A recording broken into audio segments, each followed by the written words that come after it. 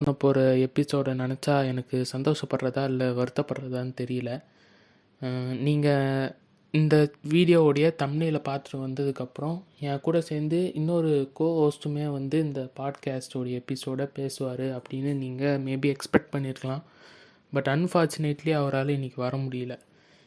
நீங்கள் கேட்டுக்கிட்டு இருக்கிறது ஒரு கதை சொல்லட்டுமா சார் பாட்காஸ்ட் அண்ட் பேசிக்கிட்டு இருக்கிறது நான் அவங்க ஆண்டோ. சந்தோஷமான விஷயம் என்னென்னா, நம்ம பாட்காஸ்ட் சேனலோடைய 75வது எபிசோடாக இந்த எபிசோடு வந்து எனக்கு அமைஞ்சிருக்கு. அண்ட் இந்த எபிசோடுக்கு ஸ்பெஷலான ஒரு கண்டென்ட் ஏதாவது ஒன்று கொண்டு வரலாம் அப்படின்னு சொல்லிட்டு நான் யோசிச்சிருந்தேன். அண்டு ரொம்ப நாளாகவே மூவி ரிலேட்டடான கண்டென்ட்ஸ் தான் வந்து நிறைய நம்ம சேனலில் அப்லோட் பண்ணிக்கிட்டே வந்துட்டு இருந்தேன். ப்ளஸ் அதுக்கு நல்ல ரெஸ்பான்சஸும் வந்துக்கிட்டு இருந்தது அப்படின்னு சொல்லிட்டு. ஆனால் சேனல் ஆரம்பித்த மோட்டிவே வந்து எனக்கு கிட்டத்தட்ட மறந்துடுச்சு. நம்ம லைஃப்பில் நடந்த ஏதாவது ஒரு இன்சிடெண்ட்டை முடிஞ்ச அளவுக்கு ஃபன்னியாக ஒருத்தவங்க கிட்ட நம்ம கன்வே பண்ணலாம் அப்படிங்கிற ஒரு ஐடியாவோட தான் இந்த பாட்காஸ்ட் சேனல்லே வந்து ஓப்பன் பண்ணுது. ஆனால் அதுலேருந்து டைவெர்ட் ஆகி மூவிஸுங்கிற ஒரு செக்ஷனுக்குள்ளே போனதுக்கப்புறம் எங்கெங்கேயோ போயிட்டேன். திரும்பி அந்த மாதிரி ஒரு எபிசோட் ரொம்ப நாள் கழிச்சு பண்ணுறேங்கிறதுனால லைட்டாக டச் விட்டுச்சு. அதனால் இந்த எபிசோட் கொஞ்சம் முன்ன பின்ன தான் இருக்கும், அட்ஜஸ்ட் பண்ணிக்கோங்க. அண்டு வருத்தப்படுற விஷயம் என்னென்னா, நீங்கள் இதுக்கு முன்னாடியே இந்த பாட்காஸ்ட் சேனலை வந்து ரெகுலராக ஃபாலோ பண்ணிக்கிட்டு இருந்த ஒரு ஆளாக இருந்தீங்க அப்படின்னா, சூர்யான்னு சொல்லிட்டு என் கூட பாட்காஸ்ட்டில் ஒரு 2 எபிசோடு பேசியிருப்பாருன்னு நினைக்கிறேன். அவர் வந்து என்னுடைய கிளாஸ்மேட்டு காலேஜில். நாங்கள் எங்களுடைய லைஃப்பில் என்னென்ன த்ரூ பண்ணோம் அப்படிங்கிற விஷயத்தெல்லாம் வந்து பாட்காஸ்ட்டில் ஒரு 2 எபிசோடில் ஷேர் பண்ணியிருக்கோம். அதில் நாங்கள் 2 பேரும் பேசின கடைசி எபிசோடு வந்து அரியர் பாவங்கள் அப்படின்னு சொல்லிட்டு, இவர் வந்து என்னுடைய காலேஜ் ஃப்ரெண்டுங்கிறத தாண்டி என்னுடைய அரியர் ஃப்ரெண்டுன்னே சொல்லலாம். ஏன்னா 2 பேருமே கிட்டத்தட்ட காமனாக நிறைய சப்ஜெக்டில் வச்சு நாங்கள் எக்ஸாம் எழுத போகிறப்போ அந்த இடத்துல எங்களுக்குன்னு நிறைய மெமரிஸ் வந்து க்ரியேட் ஆகிருக்கு. இதெல்லாம் ஏன் நம்மளுடைய பாட்காஸ்ட் எபிசோடில் பேசக்கூடாதுன்னு யோசித்து அதுக்கு வந்து ஒரு வீடியோவும் நாங்கள் ரிலீஸ் பண்ணிட்டோம். ஆனால் பிரச்சனை என்னென்னா, அதோடைய டியூரேஷன் ரொம்ப அதிகமாக போனதுனால மீதி கதையை பார்ட் 2ல் சொல்லுவோம் அப்படின்னு சொல்லிட்டு அதுலேருந்து வெளியே கிளம்பி வந்தது தான். அதுக்கப்புறமா நானும் ரொம்ப நாளாக ஃபாலோ பண்ணிக்கிட்டே இருந்தேன் அவரை. பார்ட் 2 எபிசோடு ஒன்று பண்ணலாம் நம்ம சேனல்லன்னு சொல்லிட்டு கேட்க, அவர் ரொம்ப பிஸியாக இருக்கார், எனக்கு டேட் கொடுக்க முடியாது அப்படின்னு சொல்லிட்டாருங்கிறதுனால அன்ஃபார்ச்சுனேட்லி இதை முடிச்சே ஆகணும் அப்படிங்கிற ஒரு ஐடியாவோட தனியாக நான் இன்றைக்கி கிளம்பி வந்துட்டேன். ஒருவேளை லாஸ்ட்டாக நாங்கள் ரிலீஸ் பண்ண அந்த எபிசோடை யாராவது பார்க்காம இருந்தீங்க அப்படின்னா அதோடைய லிங்க்கை வந்து நான் அந்த வீடியோடைய டிஸ்கிரிப்ஷனில் தரேன். நீங்கள் இது பார்த்துட்டு கூட அது போகலாம், பிரச்சனை இல்லை. ஆனால் முடிஞ்சால் கண்டிப்பாக அந்த வீடியோவையும் போய் பாருங்கள். ஓகே, இப்போது கண்டென்ட்டுக்கு வரணும் அப்படின்னா, லாஸ்ட்டாக நாங்கள் எந்த இடத்துலேருந்து பேச நிப்பாட்டணுன்னா, 2 பேருக்குமே தனித்தனியாக அவங்கவுங்களுக்கு நடந்த ஒரு மறக்க முடியாத இன்சிடெண்ட் அரியர் எக்ஸாமில் அப்படின்னு சொல்லிட்டு நான் கேட்டிருந்தப்போ நான் ஒன்று சொன்னேன், அவர் ஒன்று சொன்னார். ஆனால் எங்கள் 2 பேருக்குமே வந்து மறக்க முடியாத ஒரு இன்சிடெண்ட் ஒன்று இருக்குது. அதை வந்து இந்த இடத்துல நான் ஷேர் பண்ணுறேன். என்னென்னா, இது வந்து ஒரு 1 வருஷம் 1.5 வருஷம் ஆகிருக்கும் நடந்து. நான் வந்து ஒரு அரியர் எக்ஸாமுக்கு வந்து எழுத போகிறேன். இதை கேட்டுக்கிட்டு இருக்கவங்க வந்து ஒரு வேளை பிஇ படிச்சிருந்தீங்க அப்படின்னா அவங்களுக்கு தெரிஞ்சிருக்கும். இன்ஜினியரிங்கில் வந்து இன்ஜினியரிங் கிராஃபிக்ஸ் அப்படின்னு சொல்லிட்டு ஒரு சப்ஜெக்ட் இருக்கும். அது வந்து ஃபுல் அண்ட் ஃபுல் வரைகிறத பேஸ் பண்ண ஒரு எக்ஸாம் தான். ஆனால் சோகம் என்னென்னா, நான் அதுலேயே ஃபெயில் ஆகி 2 அட்டெம்ப்ட் வச்சு 3வது அட்டெம்ப்டில் தான் கிளியர் பண்ணேன். இது வந்து 2வது அட்டெம்ப்ட் எழுத போனப்போ நடந்த ஒரு இன்சிடெண்ட்டு. எனக்கு என்னென்னா, அரியர் எக்ஸாம்லாம் எழுத போகிறப்போ எனக்கு எக்ஸாம் மத்தியானமே இருந்துச்சுன்னா கூட நான் காலையில் ரெகுலராக காலேஜுக்கு எப்படி கிளம்பி வந்துடணும் அந்த மாதிரி காலேஜ் பஸ்ஸில் ஏறி வந்துடுவேன். ஏன்னா எனக்கு வண்டி கிடையாது. வீடு பக்கமாகவே இருந்தால் கூட பொறுமையாக பஸ் ஆட்டோலாம் பிடிச்சி வர்றதுக்கு கொஞ்சம் கடுப்பாக இருக்கும். அப்படிங்கிறதுக்காக பஸ் ஏறணுமா, டைரெக்டாக காலேஜ் போய் இறங்கணுமா, அங்கேயே கூட கொஞ்சம் நேரம் என்னென்னு படித்து பார்த்துட்டு அதுக்கப்புறம் டைரெக்டாக மத்தியானம் போய் பொறுமையாக எக்ஸாம் எழுதிக்கலாம் அப்படிங்கிற மாதிரி ஒரு தாட்டு. அதனால் நான் சீக்கிரமாகவே கிளம்பி வந்துடுவேன். அன்றைக்கி காலையில் தான் எக்ஸாமு, கொஞ்சம் லேட்டாக தான் ஆரம்பிச்சுது. நான் என்ன பண்ணேன்னா, வழக்கம் போல் காலேஜ் பஸ்ஸில் ஏறி வந்துட்டு உட்காந்து வெயிட் பண்ணிகிட்ருந்தேன். சூர்யாவுக்கு என்னென்னா, பைக் வச்சுருக்கான் அவன். அவங்க வீட்டில் இருந்து எக்ஸாம் காலையிலனாலும் சரி மத்தியானம்னாலும் சரி கரெக்டாக எக்ஸாமுக்கு 1/2 மணி நேரம் முன்னாடி தான் தலைவர் வந்து கரெக்டாக காலேஜுக்குள்ளே என்ட்ரு ஆவார். நம்ம அது வரைக்கும் அவருக்காக வெயிட் பண்ணினே இருக்கணும். அதுவும் இந்த எக்ஸாமுக்கு ஏன் நான் ரொம்ப அவைட்டடாக வெயிட் பண்ணிட்டு இருந்தேன் அப்படின்னா, இந்த எக்ஸாமுக்குன்னு அட்டன் பண்ணுறதுக்குன்னு சில மெட்டீரியல்லாம் தேவைப்படும்ல. அதாவது டெம்ப்ளேட்டுன்னு ஒன்று இருக்கும். நம்ம யூஸ் பண்ணுற ஸ்கேல்லே வந்து டிஃப்ரெண்ட்டாக ஷேப் வச்ச மாதிரி சில இது இருக்கும். அந்த மாதிரி ஒரு ஸ்கேல் வந்து நிறைய கடைகளில் கிடையாது. கொஞ்சம் பெரிய ஸ்டேஷ்னரி கடையில் தான் வந்து கிடைக்கும். அது வந்து நான் வாங்கிட்டு வரேன் எக்ஸாமுக்கு அப்படின்னு சொல்லிட்டு நேற்றே, அதாவது எக்ஸாம் நடக்கிறதுக்கு முன்னாடி நாள் நான் சொல்கிறேன், ஃபோன் பண்ணி கேட்டிருந்தேன். அவன் எடுத்துகிட்டு வரேன் அப்படின்னு சொல்லிட்டு சொல்லியிருந்தான். அதுக்காக நான் வெயிட் பண்ணிகிட்ருந்தேன்.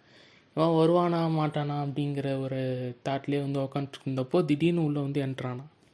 எனக்கு என்னென்னா, ஒரு கட்டத்துக்கு மேலே வரிசையாக செமஸ்டர் வந்து அட்டன் பண்ணி அதுக்கப்புறம் எனக்கு எக்ஸாமுங்கிற பயம் வந்து பெருசாக இல்லாமல் போயிடுச்சு இப்போது ரீசெண்ட் டைம்ஸில். ஆனால் அந்த டைம்லலாம் செமஸ்டர் எக்ஸாம்னால் கொஞ்சம் பயந்து தான் எழுதுவேன். அப்படிங்கிறப்போ எனக்கு கொஞ்சம் டென்ஷன் இருந்துச்சு. ஆனால் தலைவன் ரொம்ப கூலாக உட்காந்துட்ருக்கான், எதுவுமே ப்ரிப்பேர் பண்ணாமல். என்னடா படிச்சிட்டியா அப்படின்னு கேட்டால், பார்த்துட்டேன், எதாக இருந்தாலும் பண்ணிக்கலாம் அப்படிங்கிற மாதிரி ரொம்ப சில்லாக உட்காந்துருந்தார். அந்த டைமில் வந்து ஜூனியர் ஒருத்தன் வந்தான். அதாவது அரியருக்குன்னு உட்காந்து எழுத போகிறப்ப சம்டைம்ஸ் என்ன பண்ணுறாங்கன்னா, கரண்ட் செமஸ்டர் எழுதுகிற ஆளுங்க கூட கம்பைன் பண்ணி எழுத விட்ருவாங்க, ஸ்ட்ரென்த்து கம்மியாக இருந்துச்சுன்னா. என் துரதிர்ஷ்டம், என் கூட சேர்ந்து ரொம்ப கம்மியான மெம்பர்ஸ் தான் வந்து அந்த சப்ஜெக்டில் அரியரே வச்சுருக்காங்க. ஆல்மோஸ்ட் அந்த சப்ஜெக்ட்லலாம் நிறைய பேர் வைக்க மாட்டாங்கன்னு கூட வச்சுக்கோங்களேன். நான் தான் தத்தி மாதிரி வச்சுட்டு வந்திருக்கேன்னு. அப்படி பார்க்குறப்போ அந்த வருஷம் கரண்ட் எழுதும் அந்த ஒரு ஜூனியர் வந்து சூர்யாவுக்கு தெரிஞ்சிருக்குது. ஆல்மோஸ்ட் காலேஜுக்கே அவனுக்கு தெரியும், அவனுக்கும் முக்கால்வாசி காலேஜை வந்து தெரியும். நாங்களாம் வந்து எப்படின்னா, சும்மா நடந்து போயிட்டுருப்போம், அவன் கூட நம்ம கூட பேசிட்டே தான் வருவான். திடீர்னு யாரையாவது எதிர்க்க கூப்பிட்டு ஏதாவது பேசிட்டுருப்பான். அந்த ஆள் நமக்கு யாருன்னே தெரியாது. இப்போ என்னென்னா, அவன் வர வரைக்கும் நம்ம அவனுக்காக அப்படியே வெயிட் பண்ணி நின்று பார்த்துனே இருக்கணும். அது ஒரு டென்ஷன் இவன் கூட சுற்றிட்டு இருக்கிறப்போ. இந்த எக்ஸ்ட்ரோவர்ட்டும் இன்ட்ரோவர்ட்டும் வந்து ஃப்ரெண்ட்ஸ் ஆகிறப்போ, மேக்ஸிமம் என்ன மாதிரி இன்ட்ரோவர்ட்டாக இருந்தீங்க அப்படின்னா இந்த ஸ்டேஜெல்லாம் நீங்கள் தாண்டி தான் வந்திருக்கணும். உங்கள் எல்லாருக்குமே வந்து இந்த விஷயம்லாம் கனெக்ட் ஆகிருக்குன்னு நினைக்கிறேன். சரி விடுங்க, நம்ம கதைக்குள்ளே போவோம். அந்த மாதிரி ஒரு ஜூனியர்கிட்ட வந்து உட்காந்து பேசிட்டு இருந்தான். அவன் வந்து நல்லா ப்ரிப்பேர் பண்ணிட்டு வந்திருக்கான். அவங்க கிளாஸ்லேயே வந்து அவன் தான் கிட்டத்தட்ட நல்லா படிக்கிற பையன் மாதிரின்னு வச்சுக்கோங்களேன். பேசி வச்சுக்கிட்டான். இது வரைக்கும் எல்லாம் நல்லா தான் போயிட்டு இருந்ததுன்னு வச்சுக்கோங்களேன். ஆனால் பிரச்சனையே எங்கே ஸ்டார்ட் ஆச்சுன்னா, என் வாயினால தான் நானே கெட்டுக்கிட்டேன் அப்படிங்கிற மாதிரி. என்ன சொன்னேன்னா, எக்ஸாம் உள்ளே போகிறதுக்கு முன்னாடி, மச்சான் எக்ஸாம் வந்து முடிஞ்சிச்சுன்னா ஈவினிங் பஸ்ஸு போகிற வரைக்கும் என்னால் வெயிட் பண்ணிகிட்டு இருக்க முடியாது. வண்டியில் நீ தனியாக தானே வந்த, என்னை வீட்டில் போகிற வழியில் அப்படியே ட்ராப் பண்ணிடுறியாடான்னு சும்மா கேட்டேங்க. சரி ஓகேவா, நம்ம பார்த்துக்கலாம் அப்படின்னு சொல்லிட்டு உள்ளே போய் உக்காந்தது தான். வழக்கம் போல் தான் கொஸ்டின் பேப்பரை பார்த்த உடனே நான் படிச்சுட்டு வந்ததுக்கும் அதில் வந்ததுக்கும் ஒரு சம்மந்தமும் இல்லை. சரி நமக்கு தெரிஞ்சதையாவது எதையாவது வரைஞ்சி வைப்போம் அப்படின்னு சொல்லிவிட்டு நான் பாட்டுக்கு பென்சில் எடுத்து ஏதோ கிறுக்கிக்கிட்டு இருந்தேன். அதுக்கப்புறம் சும்மா டைம் கிடைக்கிறப்பெல்லாம் என்ன பண்ணுறது ஏது பண்ணுறதுன்னு யோசித்து அப்படியே சும்மா சுற்றி பார்த்துக்கிட்டு இருந்தப்போ கரண்ட்டுக்கு வந்தவங்களாம் உட்காந்து ரொம்ப சீரியஸாக வரைஞ்சிக்கிட்டு இருந்தாங்க. அதுக்கப்புறம் அரியர் குரூப்பெல்லாம் வந்து என்னையும் சூர்யாவையும் தாண்டி என் கூட சேர்ந்து வந்திருப்பாங்களா அது டிபார்ட்மெண்ட்ஸு. அவங்க எல்லாரையும் பார்க்குறப்போ அவங்களும் இந்த இன்விஜிலேட்டருக்கு தெரியாமல் அப்பப்போ டிஸ்கஸ் பண்ணி எழுதிக்கிட்டு இருந்தாங்கன்னு வச்சுக்கோங்க 2 பேரும். அப்போது இன்விஜிலேட்டரை வந்து டக்குன்னு சூர்யா கிட்டே வந்து பேசிட்டு இருந்தாங்க கொஞ்ச நேரம். இப்போது நான் இங்கே உட்காந்துக்கிட்டு இருக்கேன் அப்படின்னா எனக்கு அப்படியே பக்கத்து ரோவில் இருக்க பெஞ்சில் தான் வந்து கரெக்டாக அவன் உட்காந்துருக்கான்னு வச்சுக்கோங்களேன் சூர்யாவும். அப்போது இன்விஜிலேட்டர் வந்து பேசிட்டு இருந்தது எனக்கு கேட்டுச்சு. வழக்கம் போல் தான் விசாரிச்சுட்டு இருந்தாங்க. அவனுக்கு தான் நான் சொன்னேன்ல காலேஜே மேக்ஸிமம் தெரிஞ்சிருக்கும் அப்படின்னு. நல்லா படிக்கிற பசங்கன்றதையும் தாண்டி இவன் வந்து நிறைய கேஸ்லாம் கூட வாங்கியிருக்கான். ஆனால் நல்ல பையன்தான். அப்படிங்கிறப்போ ஸ்டாஃபுக்கும் வந்து ஒரு மாதிரி ரொம்ப பிடிச்சிரும் இவனை.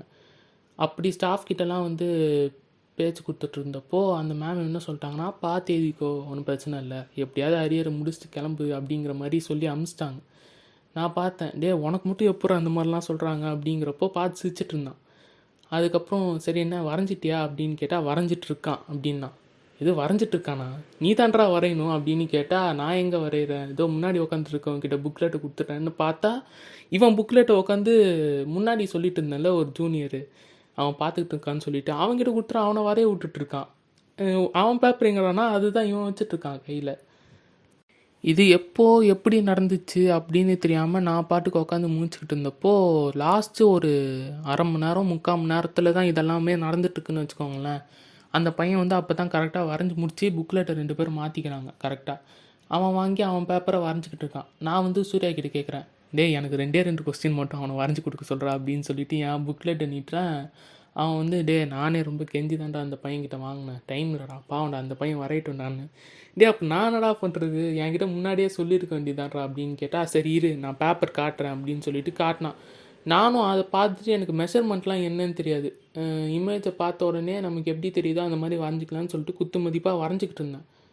ஆனால் பிரச்சனை எங்கே அப்படின்னா, இவன் வந்து டக்குன்னு கிளம்ப வேண்டியது இருந்துச்சு போல், ரொம்ப நேரம் உட்கார முடியல முடிச்சிட்டான் அப்படின்னு சொல்லிட்டு என்ன பண்ணான்னா, எக்ஸாம் முடியறதுக்கு 3/4 மணி நேரம் டைம் இருக்கும்போது வா கிளம்பலான்னு கூப்பிட்டுனே இருந்தான். நான் வரமாட்டேன் அப்படின்னு சொல்லிட்டு எனக்கு இன்னும் ஒரு 2 கொஸ்டின் பேலன்ஸ் இருக்குது, உட்காந்து வரைஞ்சிட்டு தான் வருவேன்னு சொன்னேன். டக்குன்னு என்ன நினச்சான்னு தெரில, என்கிட்ட எதுவுமே கேட்காம என் புக்கிலட்டையும் பிடுங்கி 2 பேரும் சேர்த்து இன்விஜிலேட்டர்கிட்ட கொடுத்துட்டான் கையில். நான் என்ன நடக்குது ஏது நடக்குதுன்னு புரியாமல் உக்காந்துக்கிட்டு இருக்கேன். அதுக்கப்புறம் எக்ஸாம் ஹாலுக்கு வெளியே போயிட்டு வாடா அதான் புக்லெட்டை குத்தாச்சில் கிளம்போண்டா வாடான்னு சொல்லிட்டான். உன்னை திரும்பி ரிட்டன் போகிறப்போ லிஃப்ட்டு கொடுறான்னு கேட்டது ஒரு குத்தமாடா அப்படிங்கிற மாதிரி. என்ன பண்ணுறது, அவ்வளோதான் எல்லாம் முடிஞ்சிச்சு. திரும்பி அடுத்த வருஷம் தான் வந்து எழுதணும்னு சொல்லிட்டு என்ன பண்ணிட்டேன், நான் பாட்டுக்கு எந்திரிச்சு வெளியே வந்துட்டேன். ஆனால் 2 பேரும் ஃபஸ்ட்டு அப்போ தான் ஒரு எக்ஸாம் முடிச்சுட்டு வண்டியில் போயிட்டு அப்படியே டைம் ஸ்பெண்ட் பண்ணதுங்கிறது அப்போ தான். ஆனால் அதுக்கப்புறம் எந்த எக்ஸாம் எழுதினாலும் சரி, காலேஜ் பஸ்ஸே இருந்ததுன்னா கூட நீ ஃப்ரீயாக தானே போகிற நான் அவங்க கூட வந்துக்கிறேன்னு சொல்லிட்டு ஜாலியாக அவங்க கூட ஏறி போய்க்கிறது. அது இப்போ கடைசியாக எழுதின எக்ஸாம் வரையுமே நடந்துச்சு. இந்த சினாரியோலாம் வந்து ஆக்சுவலாக 2 பேருமா சேர்ந்து எக்ஸ்பிளைன் பண்ணியிருந்தா மேபி இன்னும் கொஞ்சம் நல்லா இருந்திருக்கும்னு நினைக்கிறேன். நான் சொல்கிறப்போ கதை கொஞ்சம் சப்புன்னு முடிஞ்சிச்சோ அப்படிங்கிற மாதிரி தான் தோணுச்சு. ஆனால் இந்த மாதிரி எக்ஸாம்லாம் வந்து எழுதிட்டு அந்த 3 மணி நேரம்னா 3 மணி நேரம் வரைக்கும் உள்ளே உட்கார முடியாமல் சில சமயம் பாதியிலே எழுந்திரிச்சு வெளியே வந்துடும்ல. அதெல்லாமே வந்து மேக்ஸிமம் அரியர் எக்ஸாம்ஸில் தான் வந்து நடக்கிறதுக்கு சான்ஸ் இருக்குது. கரண்ட்லேயே அப்படி வெளியே கொடுத்துட்டு போகிறது அப்படிங்கிறதெல்லாம் சாத்தியமில்லாத விஷயம். அப்படிலாம் வந்து கொடுத்துட்டு போனால் நமக்கே ஒரு மாதிரி கான்ஃபிடென்ஸ் டவுல் ஆயிரும்.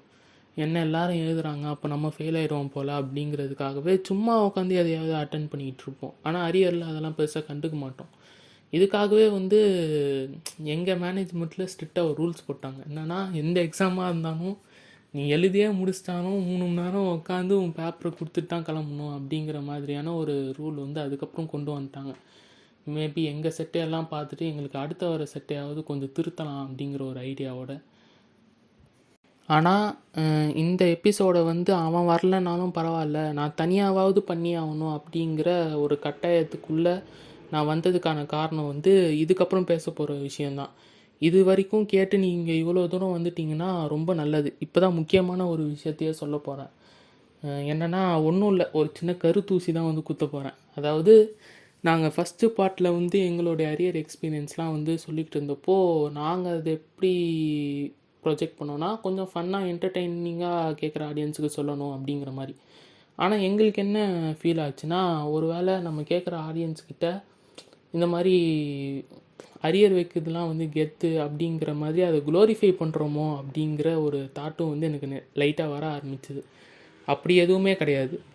நாங்கள் வந்து எதை கன்வே பண்ணணும் அப்படின்னு நினச்சோன்னா, ஃபெயில் ஆகிறது வந்து அவ்வளோ பெரிய தப்பு இல்லை அப்படிங்கிறத எல்லாருக்கும் உணர்த்துகிற ஒரு விஷயமாக தான். அதாவது வெற்றியும் தோல்வியும் வீரனுக்கு சகஜம்னு சொல்லுவாங்க இல்லையா, அந்த மாதிரி நம்ம லைஃப்பில் ஃபெயில் ஆகிற ஒவ்வொரு விஷயத்தையும் வந்து நம்ம வந்து ஒரு மெமரியாகவும் ஒரு எக்ஸ்பீரியன்ஸாகவும் எடுத்துக்கிட்டு போயிட்டு இதில் நம்ம என்ன லேர்ன் பண்ணோம், இந்த மூமெண்ட்டில் நம்ம எப்படி இருந்தோம், இதுலேருந்து நம்ம எப்படி அடுத்த கட்டத்துக்கு இம்ப்ரூவ் பண்ணிக்கிறது அப்படிங்கிறது தான் பார்க்கணுமே தவிர அதிலே வந்து உடஞ்சி உக்காந்துட்டா வேலைக்கு ஆகாது அப்படிங்கிறத உணர்த்துகிற விஷயமாக தான் இதெல்லாமே வந்து நாங்கள் பேசிட்டு வர்றது. அண்டு சில பேர் இருக்காங்க பல்காக இந்த 10 பேப்பர் 15 பேப்பர்னு சொல்லிட்டு வச்சுட்டு எக்ஸாமே எழுத போகாமல் எல்லாத்தையும் கொண்டு போய் நான் கடைசி செமஸ்டரில் முடிப்பேன் அப்போ தான் கெத்து அப்படின்னு சொல்லிட்டு நிறைய பேர் வந்து உக்காந்து சில சமயம் அதை வந்து முடிச்சிருக்காங்க நிறைய பேர். அப்படி பண்ணுறப்போ சரி பரவாயில்ல, அவன் சொல்லிட்டான் அதே மாதிரி செஞ்சுட்டாங்கிற மாதிரி விட்டுருவான். ஆனால் பல பேருக்கு வந்து அந்த மாதிரி பண்ணணும் அப்படின்னு நினச்சி அந்த 4 வருஷத்தில் கரெக்டாக முடிக்கணுங்கிற டைமில் வந்து முடிக்காமல் வேஸ்ட் பண்ணிடுவாங்க. அந்த மாதிரிலாம் தயவு செஞ்சு பண்ணாதீங்க. சான்ஸ் கிடைக்கிறப்பவே வந்து யூஸ் பண்ணிக்கிறது தான் புத்திசாலித்தனம். ஒரு மனுஷன் 1, 2 தடவை ஃபெயில் ஆகலாம். அப்படின்னா ஒரு 2 அரியர் 3 அரியர்னு வைக்கிறதுலாம் கூட நியாயம் அப்படின்னு சொல்லிட்டு விட்டுறலாம். ஆனால் நீங்கள் பல்காக வச்சிங்க அப்படின்னா நீங்கள் கடைசி வரைக்கும் அந்த அகாடமிக்கில் அது பின்னாடியே ஓடிட்டுருக்க மாதிரி இருக்கும். சைடில் வந்து ஸ்கில்ஸ் எதுவும் வளர்த்துக்கிற மாதிரி இருக்காது. இந்த எக்ஸாம்லாம் முடிஞ்சதுக்கப்புறம் சரி நம்ம போய் ஒர்க் பண்ணுற இடத்துல நமக்குன்னு ஒரு ஸ்கில்லு ஒரு டேலண்ட்டை வந்து நம்ம எக்ஸ்ப்ரெஸ் பண்ணணும்னா அதுக்கான லேர்னிங்லாம் வந்து கொஞ்சம் கஷ்டமாக இருக்கும். அதனால் முடிஞ்ச வரைக்கும் யாரும் இதை வைக்காதீங்க. சரி, இப்போது மாரல் ஆஃப் த ஸ்டோரியை வந்து ரொம்ப ஷார்ட் அண்ட் ஸ்வீட்டாக சொல்லணும் அப்படின்னா, நம்மளுடைய ஜென்சி சூப்பர் ஸ்டார் என்று அழைக்கப்படக்கூடிய பிரதீப் ரங்கநாதன் சொன்ன மாதிரி தான். டியூடில் வந்து ஒரு டைலாக் சொல்லியிருப்பார்ல, லைஃப்பில் நம்ம ஒரு விஷயத்தை வந்து லெஃப்ட் ஹேண்டில் டீல் பண்ணோன்னா லைஃப் உன்னையும் லெஃப்ட் ஹேண்டில் டீல் பண்ணிடும்னு. அந்த மாதிரி எதையுமே சிம்பிளாக எடுத்துக்காமல் கொஞ்சம் சீரியஸாக எடுத்து பண்ணணும். அதில் நம்ம ஃபெயில் ஆகிட்டாலும் பரவாயில்லன்னு சொல்லிவிட்டு அதுலேருந்து ஒரு விஷயத்தை லேர்ன் பண்ணிவிட்டு அதே மிஸ்டேக்கை திரும்பி ரிப்பீட் பண்ணாமல் வேறு மாதிரி ஃபெயில் ஆனால் கூட பரவாயில்ல, நம்ம அதுலேருந்து இன்னும் நிறைய கற்றுக்கிட்டு கூட நம்மளை அடுத்தடுத்துன்னு பெட்டர்மெண்ட் பண்ணிட்டு போய்கிட்டே இருக்கலாம். ஸோ அவ்வளோதான், இன்றைக்கான எபிசோடு வந்து முடிஞ்சுது. ஹோப் இந்த எபிசோடை வந்து அந்த ஃப்ரெண்டு கேட்டார் அப்படின்னா அவர் வந்து எப்படி ரியாக்ட் பண்ணுவார் அப்படின்லாம் வந்து எனக்கு தெரில. பட் மேக்ஸிமம் எனக்காக ஒரு நிமிஷம் ஹாப்பியாக ஃபீல் பண்ணுவான் அப்படிங்கிற ஒரு ஐடியா ஒன்று இருக்குது. அதே ஃபீலோடு நான் இந்த எபிசோடை முடிச்சுக்கிறேன். இன்னொரு இன்ட்ரெஸ்டிங்கான எபிசோடில் உங்களை வந்து மீட் பண்ணுறேன். அது வரைக்கும் பாய்.